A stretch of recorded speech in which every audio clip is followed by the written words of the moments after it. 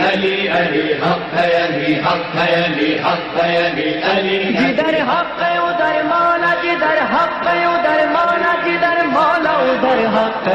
آیت نمبر 2 سورہ تغابن پر، هو الذی، پروردگار کون؟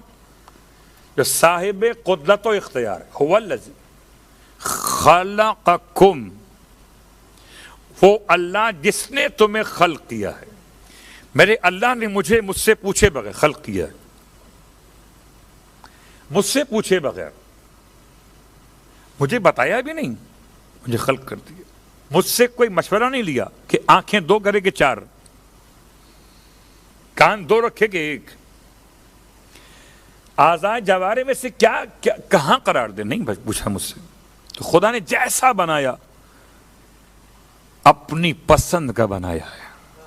اب مجھے چاہیے کہ اس نے مجھے اپنی پسند کا بنایا تو میں اس کی پسند کو اپنی پسند بنا لوں، تو یہ 2 آنکھیں اچھی لگیں گی، پھر 3 کی حاجت نہ رہے گی۔ تو خدا نے انسان کو خلق فرمایا، اور کل ہم وہاں تک پہنچے تھے خلقت کے مراحل کیا ہے۔ سورہ طارق آیت نمبر 5 اور 6، فَلْيَنْظُرِ الْإِنسَانُ مِمَّا خُلِقَ،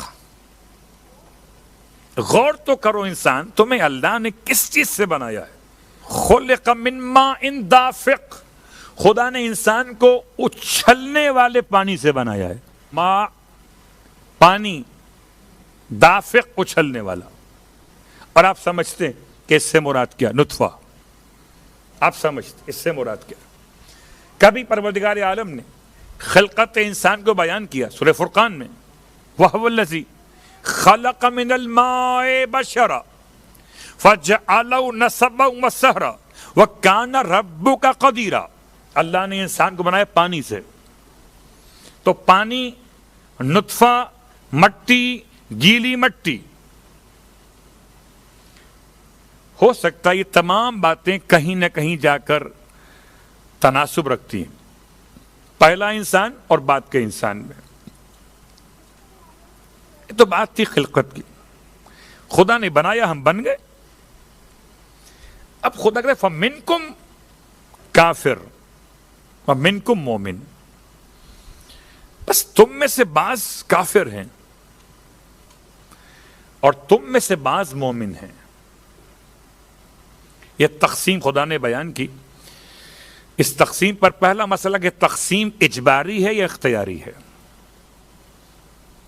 آپ جتنے بیٹھے ہوئے ہم، آپ مجھے بتائیں ایمانداری سے، آپ شب جمعہ آج آپ کہیں اور کیوں نہیں گئے؟ آپ امام بارگاہ ہی کیوں آئے؟ کسی نے آپ کو جبر کیا تھا؟ آپ گن پوائنٹ پر آئے یا خود سے آئے؟ خود سے۔ جب بارگاہ امام میں جبر سے نہیں آتے تو بارگاہ پروردگار میں جبر سے کیسے جائیں گے؟ اختیار چاہیے۔ اِنَّا هَدَيْنَاهُ السَّبِيلَ اِمَّا شَاكِرًا وَإِمَّا كَفُورًا، سورہ الدہر، الانسان۔ الفاظ کے حالت کے اندر ہم نے انسان کو راستہ بتا دیا، اب چاہے کافر بنے یا شاکر بنے، انسان کی اپنی مرضی، راستہ بتا دیا اللہ نے۔ یہاں پر عقیدہ جبریہ رکھنے والے افراد کا کہنا کہ یہ آیت بتاتی ہے کہ انسان مجبور محض ہے، خدا نے بنایا بعض کو کافر اور خدا نے بنایا بعض کو مومن۔ دلیل کیا ہے؟ آیت نمبر 2 سورہ تغابن، غور کیجئے، الفاظ دوبارہ پڑھتا ہوں آیت کے۔ هو الذی خلقکم، وہ اللہ جس نے تمہیں خلق فرمایا۔ وہ کہتا اگر هو الذی خلقکم الکافر والمؤمن، اس نے تمہیں کافر خلق فرمایا، اس نے تمہیں مومن خلق فرمایا، نہیں یہ نہیں ہے۔ هو الذی خلقکم کے بعد فمنکم کافر ومنکم مومن، خلقت سے اسے جوڑا نہیں گیا ہے. خلقت سب کی برابر ہے. کل مولود یولد علی الفطرۃ وَإِنَّ أَبَوَيْهِ يُهَوِّدَانِ وَيُنَصِّرَانِ. ہر انسان پیدا ہوا فطرت کے اوپر. اس کے ماں باپ نے اسے یہودی بنا دیا، عیسائی بنا دی. تو خدا نے انسان کو پیدا کیا. وَمَا خَلَقْتُ الْجِنَّ وَالْإِنسَ إِلَّا لِيَعْبُدُونِ.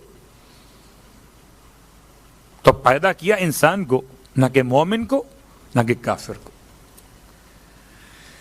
اور آپ تو سمجھ سکتے اگر خدا ہی پیدا کر دے مومن کو اور کافر کو، تو پھر تو کافر کا کافر ہونا عیب نہیں ہے اور مومن کا مومن ہونا زیب نہیں ہے.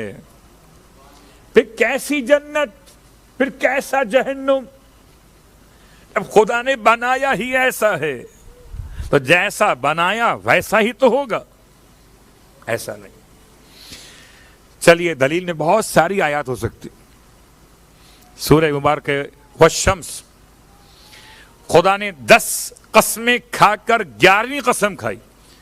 وَنَفْسٍ وَمَا سَوَّاهَا فَأَلْهَمَهَا فُجُورَهَا وَتَقْوَاهَا.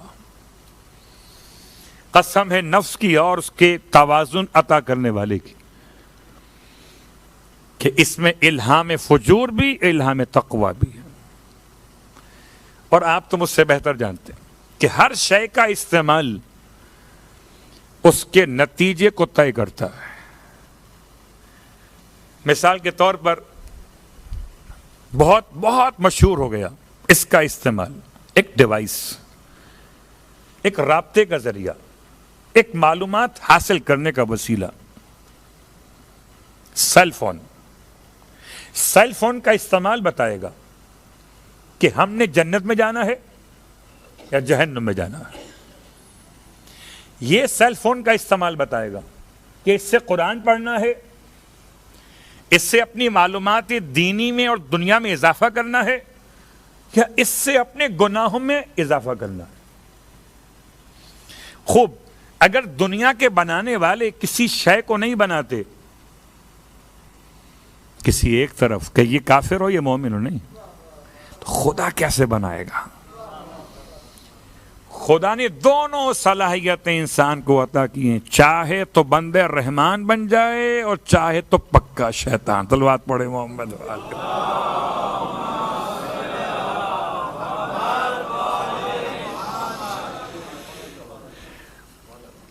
اور جب بات آئی مومن کی اور کافر کی تو عجیب جملہ ہے آپ کی خدمت میں. فَمِنْكُمْ کافر وَمِنْكُمْ مومن. تم میں سے بعض مومن ہیں اور بعض کافر. آپ بتائیں گے مجھے پہلے کافر کہا پھر مومن کہا، ہونا کیا چاہیے تھا؟ پہلے مومن ہوتا بعد میں کافر ہوتا. میں دیکھ کے پڑھ لوں. فَمِنْكُمْ کافر وَمِنْكُمْ مومن. تو کافر پہلے اور مومن بعد میں. خدایا ماجرا کیا ہے؟ کہ تم قرآن نہیں پڑھتے؟ مالک کیا مطلب؟ کہ قرآن اٹھا کے دیکھو.